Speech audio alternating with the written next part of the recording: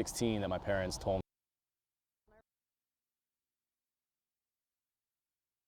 C.J. Walter Haig always knew he was adopted, but there was more to how his life began. It wasn't until I was 16 that my parents told me that I was actually abandoned as a child. He was born May 10th, the Friday before Mother's Day in 1985. The traumatic story of his birth drove him to search for details of a 29-year-old mystery. I thought I was like found near a dumpster. That was in my mind. I guess I created this whole erroneous story. Clues about his case in a New York Post article revealed the place he was found. Instead of a dark alley, we discovered a working-class neighborhood in Whitestone, Queens. We knocked on doors, but neighbors recalled little more than the shock of an abandoned baby in a backyard of a home on their quiet street so long ago. I know that who lived in the house at the time were 3 daughters that were all within age of giving birth. CJ suspects someone from that house knows more, but the family has moved. Eyewitness News tracked down the woman who found him, then 19 years old, Angela Zola Mott. She's now living on Long Island with a family of her own. He was a baby last time you saw him. Get out! This is the tiny baby. Oh my God. It's grown up. Angela remembers being sick with a fever and home alone when she found CJ. I heard a noise in the backyard. Something made me go in the backyard. And I was like, what the heck is this, you know? And I saw something moving on the grass, and I picked up the baby. I don't know why, I just did.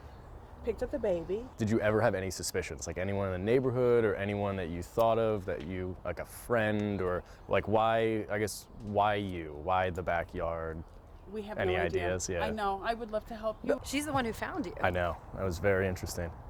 I don't even know what to think now. She didn't seem like she was hiding anything. It definitely intrigues me more. I definitely want to do more digging. NYPD has taken an interest in this cold case, but the statute of limitations has passed, so criminal charges are not an option. Whatever CJ finds, he's forever grateful for the woman who did raise him. He was her first Mother's Day gift. There's no one I respect more in this world than my mother, and I wouldn't be who I was, or wouldn't be who I am today if it wasn't for that woman. And I'm getting emotional.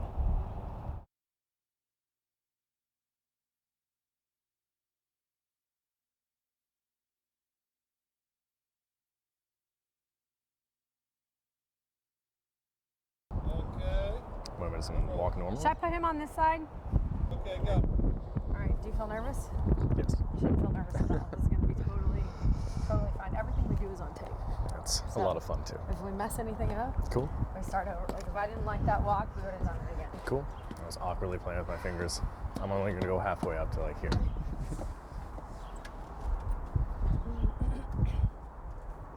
And no one's going to be home. So that's cool.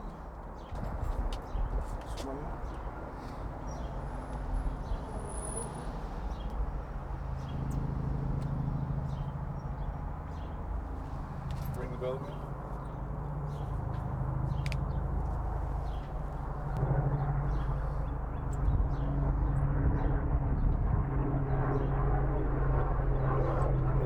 So, but this doesn't look like the house would have looked 30 years ago, does it? I think it would be the house. I think different clearly, but I think the fencing would be have like been this green and white, right? probably. But if you Right. look in the back, there's all fencing because we went around, and and now there's a swimming pool. Oh, wow.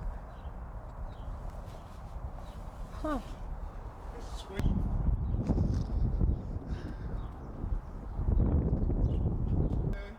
We'll come off this. Should I put my hands in my pocket or anything? Huh? I don't know what to do with my hands. Just be natural, whatever was happening. All right, here we come. Yeah, so the backyard is probably totally different. There's probably like grass and shrubs and all I'm kinds of assuming, stuff. yeah. Yeah. They can't hear a thing we're saying. by the Okay. way, so it's Cool. Perfect. Come whenever. Yeah.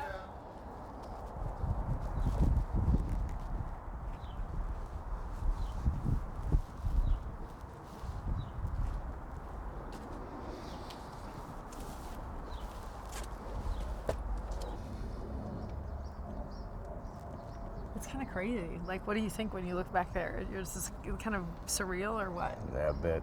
It was Because you've really, thought about it in your mind. It was really bad the first time. like walking around the neighborhood. I couldn't do it. I made Mandy go up and knock on the doors and everything. But like when you look back there, does it like you'd seen it in your mind? I thought it was an alleyway instead of a backyard. So I thought that all the houses kind of had like a communal alleyway where they would dump trash. And so I thought I was like found near a dumpster.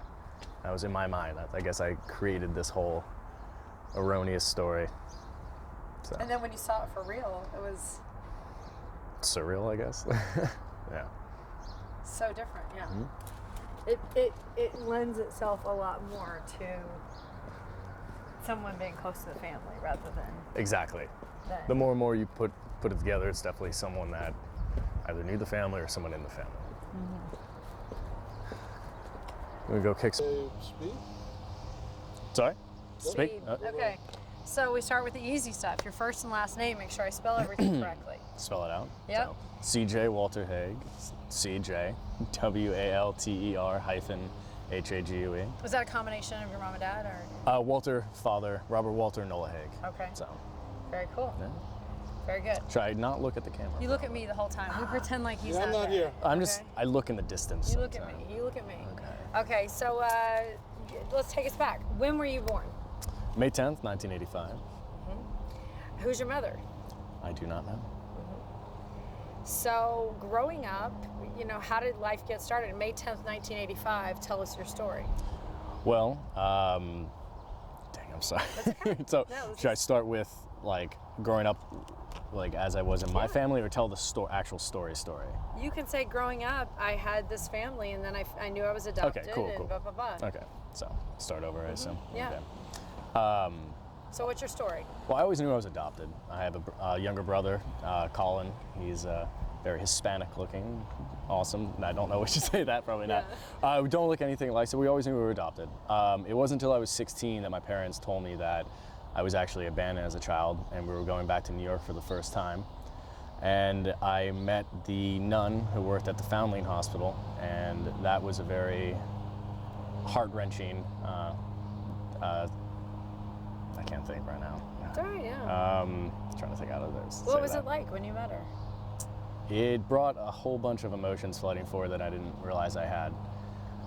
It was a very emotional trip, and after that, I had a whole new perspective and kind of a lot of unknown questions that I've always wanted to have answered. And it wasn't until recently, about 6 months ago, my mother came to New York to visit, and she said there was an article written about me. And so I contacted the New York Post, and they directed me to the archives section in the New York Public Library, and we spent about 3 hours going through all this old microfilm. Finally came to the article, and it gave the entire story, the address to the house that we're sitting in front of now, and the names of people who found us, or found me.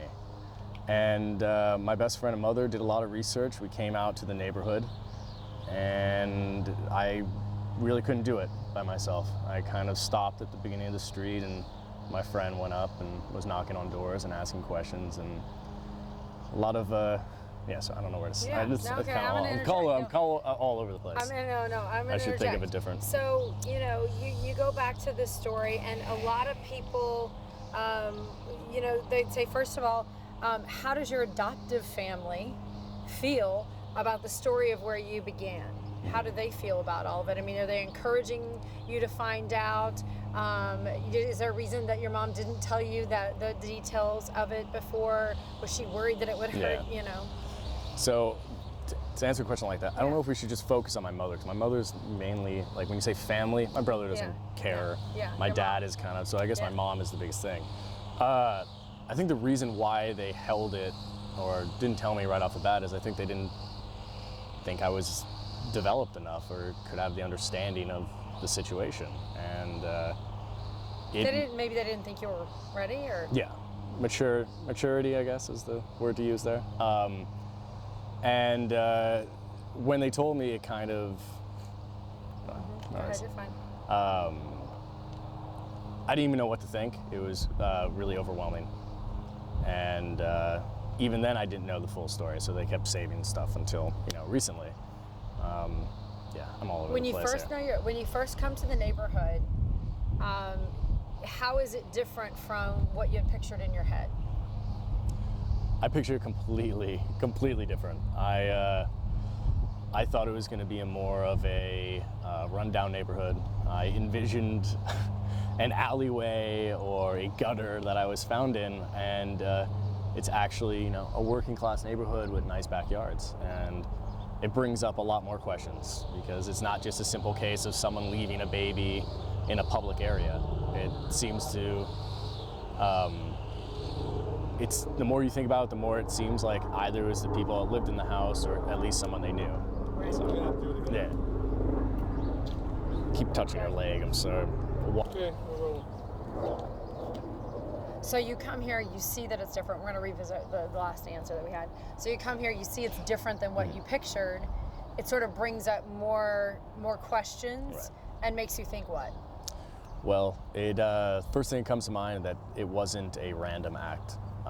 It either was someone that actually resided in the house or someone that was close to them. It's not a easily accessible public place, and yeah. Didn't seem random, right? It didn't seem like a random act. Yeah. So what are you hoping to get from this search? Because you're kind of doing a search. What have you done so far in the search?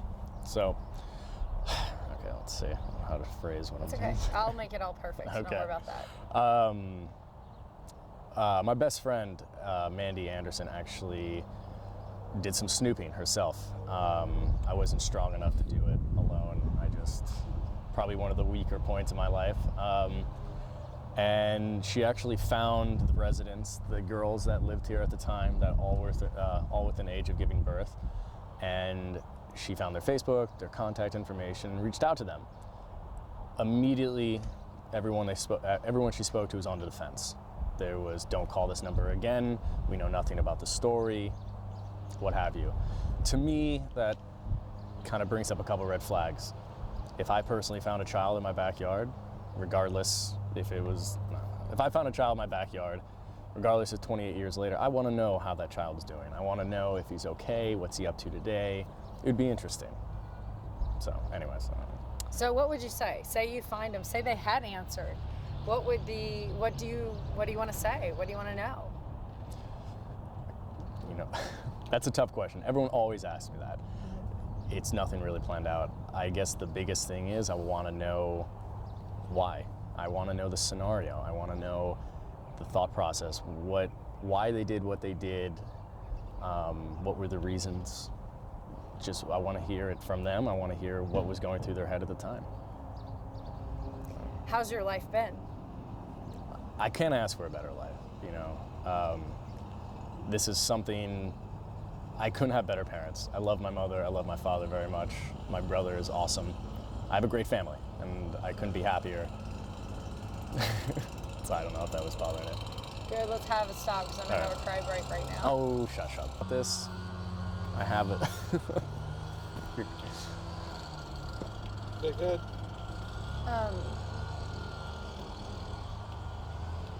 Yeah, I shouldn't go. So you've had like amazing parents. Were you worried that your adoptive mother was gonna be hurt by your quest to find answers, or that she might somehow, you know, be saddened by it? No. You know, that's another. I guess the question is best put like this: were you worried that you would hurt your mother's feelings? I've always been sensitive toward that. I've always been worried that certain things I do or certain things I say will make it seem like I don't love them as much as I do or care about them. But she's actually been the main supporter for me to do this. She really wants me to get those unanswered questions and the reasons why. I mean, this is a woman that, I don't know if I should say this, but, should I stop? Is it showing up for you, Fred? Does that sound showing? Okay. Okay, go. I don't know if I should say the whole ready to flee the country thing. No, yeah, that's not. We won't put that in. But Okay. it's a good thing. Your Yeah. mother was obviously protective of Yeah. you originally because of the circumstances. It's getting, yeah, it's getting. Hold on, let's go. Okay, so because of the circumstances you were found, your mother was probably very protective of you. Absolutely. growing up. Absolutely. But now she's the one encouraging you Right. to search. Yeah, and I think that just kind of attributes to the strength of the woman altogether. There's no one I respect more in this world than my mother, and I owe everything. God dang it. Okay. I owe everything to her. I wouldn't be who I was, or wouldn't be who I am today, if it wasn't for that woman. And I'm getting emotional. All right. I don't know what to say. All right, next question. So, I feel like next question. I don't know why it's. Yeah, no, hit it's me. emotional. Anytime we talk about our mothers, I'm like this. I'm like in tears with you. I'm over tears with you. How when you think about this situation, you know, traditionally people see their moms and their dads and kids, and they grow up and they traditionally see the family in front of them or what happened. How does what happened to you and understanding this sort of unique experience of how your family came together, how does it affect your perspective, like on family, parenting, having children, adoption in general? I've never had I never felt like an outsider. The family that I was brought into, that is my family. There's no one else. Whether I find my birth mother or birth father, that doesn't mean anything to me. The people that raised me, they even endowed me with everything. I mean, I'm trying to think. I can't think of the words right now. They created the person that I am, and I couldn't be more grateful. I think that I have. I lost my train of thought. I'm sorry. You like have maybe some unanswered questions, the curiosity of it. Because what do you hope to get from it? Obviously, some people search for their birth families because of genetics, or Right. they search. It has a back, yeah. Yeah, Sorry, I didn't. it's okay. I mean, I'm really curious. One, definitely genetics. Every time I go into the doctor's office, they ask me about my parents, and you always have to say the same thing. Or as growing up in school, when you do in middle school or elementary school, you would do kind of a genealogical thing or a family tree or this or that. I always felt a little bit awkward and didn't really know how to say, well, I'm not related to anyone I don't know. And the teachers didn't really know how to react either.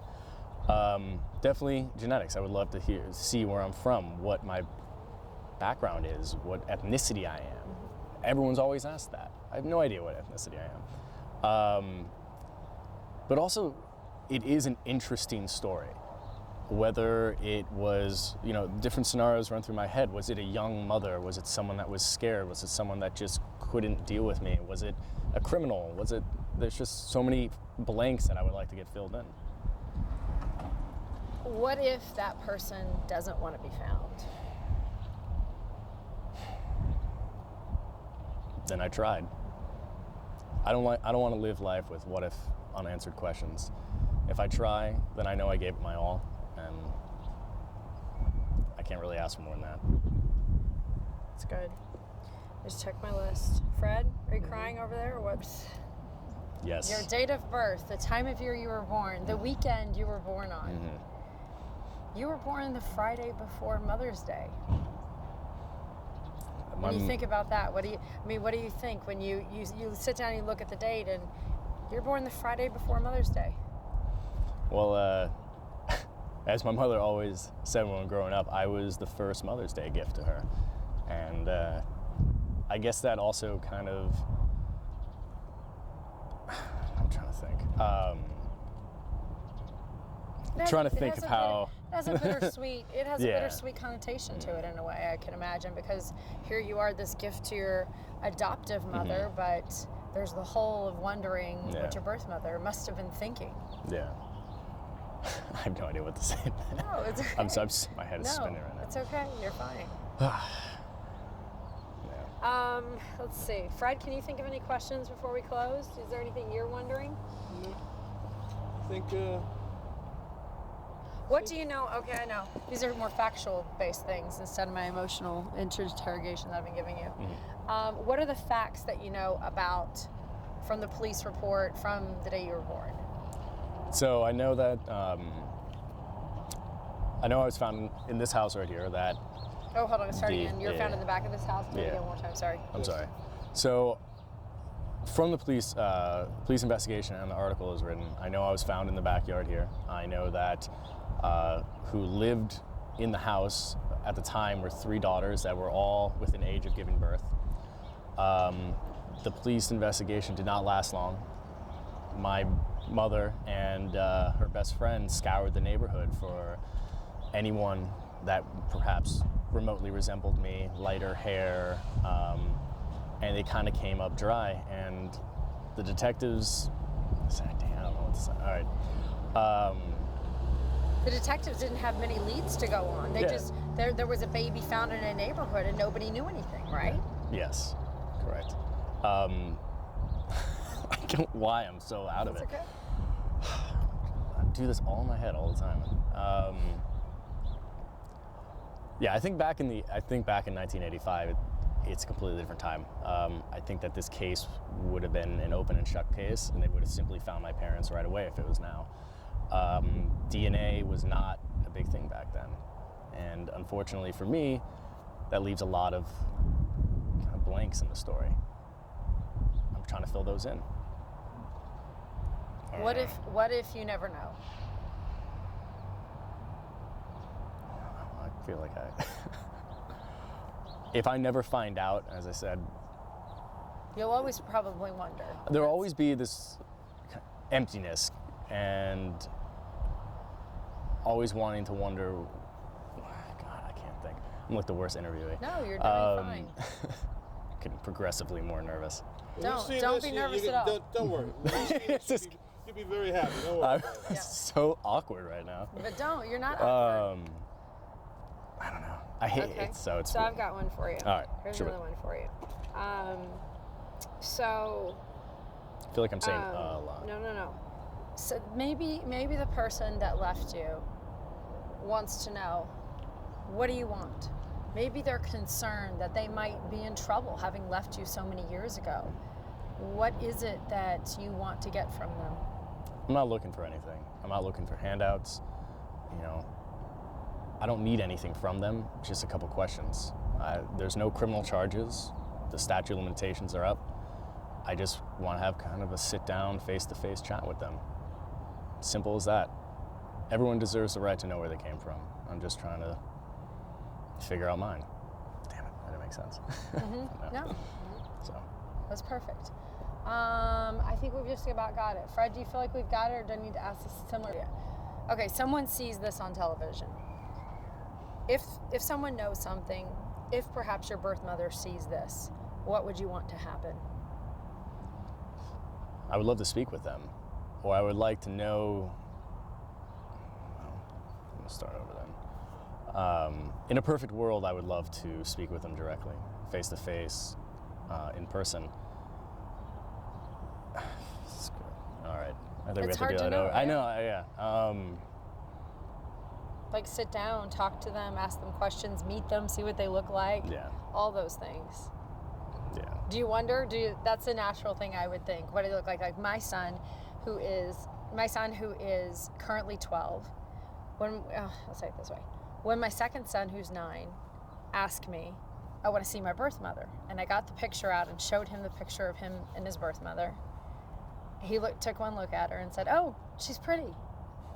That's all he said. He was just curious about Yeah. the way she looked. I'm sure you have some of those curiosities. Absolutely. I mean, just to see where you came from, you know, see what your actual birth mother looks like is funny. Yeah. I think I'm at my wit's end here. I don't You're know good. what You're good. I don't know what to say anymore. I'm really I know sorry. he's connected to your words, so it's difficult to put them all out. Yeah. Look at me, I started crying, and now I'm not even being interviewed. I feel I just feel. I don't know why I'm so awkward. Because there's emotions connected to it, so it's difficult to talk about. And then you're being recorded, which adds its own little, stress in itself. And say hello. It's like, what the hell are you? They'll you be guys excited doing? to see us. Yeah. And all of a sudden we'll arrange. Exactly. Okay, so do you have any questions for me? I just have to get pictures of you talking. That's why they can't even hear anything we're saying. Oh, okay. This is a Hollywood shot right here. There we That's what we go. call the Hollywood shot. So do you have any questions for me? Like what? I have tons of perspectives on birth mothers and adoption. Yeah. So and from all your that kind point of stuff. view, I mean, like your son asked to see a birth mother. How does that make you feel? I think it's great because, Yeah. like, for me, adoption is like the most amazing thing for the child and for the parent. But the difference for us is that I know that his birth mother chose me, and she had that resolve, and she did that as a gift. Right. Now, I also understand how different adoption is these days than it was 28 years ago. So 28 years ago, a birth mother didn't have a choice. She couldn't go to an agency and say, you know what, I want to choose a family, I'm not ready. She couldn't, she would either have to go and hide and be in seclusion and never see the baby again, etc. Or, you know, there just weren't the options to have that resolve and to make that choice. And you know, sometimes girls are so young and so immature that they don't know anything else other than the shame it's going to create. And so, you know, luckily you were found alive. You were found, you know, whether she faked finding you or her friend, you know, helped make it happen or whatever. So all those things. So, and I think also too, like the spirit of adoption is, which really doesn't even play into your story, because it's different. It's not really, it's a different kind of adoption. It's adoption from an orphanage, it's not adoption from a birth mother. But I believe birth mothers should have every single right in the world. If they never want to be found, they should never be found. But they had to have made the choice to place the baby. Right. So that's kind of the difference there. This particular person may not have known what to do. They may not have, they don't know the venue in which to find you. They may not know the words, but after having seen you, that may open the, you know, open the fears, the acceptance, all those types of things, you know? True. So I think I'm totally in favor of, if my children's birth mothers, who I could accessibly find, were to say, at 18 years old, when my kids are 18, I don't want to be found, I respect their decision 110%. Because that is part of their choice in life to sort of move forward. Now, how my adult child and that adult person move forward in the world is their adult move. But I believe they get every protection in the world because they chose to give a person life and to give them a better life that they couldn't provide. So however that ends up down the road, if their worlds come together or don't, I totally support that. It's fantastic. Yeah, outlook, right? Yeah. And it's the spirit of adoption and the spirit of